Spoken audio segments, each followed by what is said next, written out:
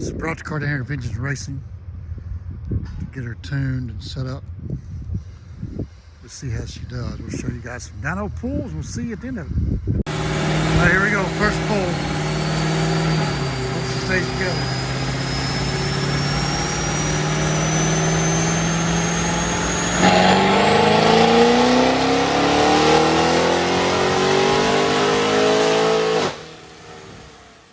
Hey guys, we got to interrupt this video.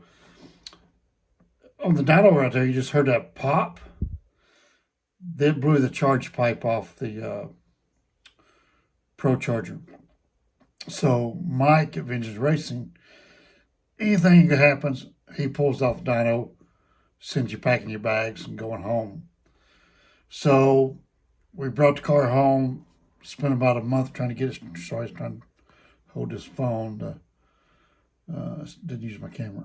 So anyway, brought the car home, spent a month getting it right to go back to Vengeance to get down there, just to discover we still had another problem with belt slippage.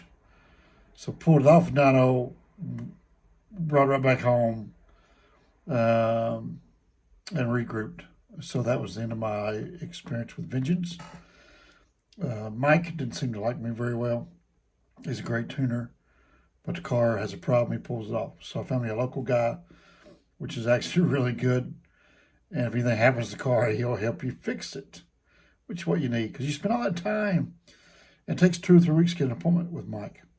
So you spend all that downtime, at least a month, get rescheduled, go back, and still have a problem, kicks it off. Well, you're back to a whole another month out. So you could spend 3 months just trying to get a car tuned. So I found a local guy, awesome guy, tuned the car, got it right. Now the car is a running machine. So back to the video. It's a bright sunny day. This car still has the factory exhaust on it, but it has the Cook's long tube headers and cat delete. But from the cat's back, or from the header back, it's all stock original, which is a big giant trash can woofer. Can you guys see that?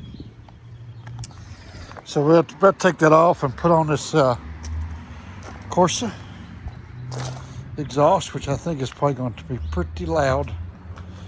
And UPS dropped it off a while ago.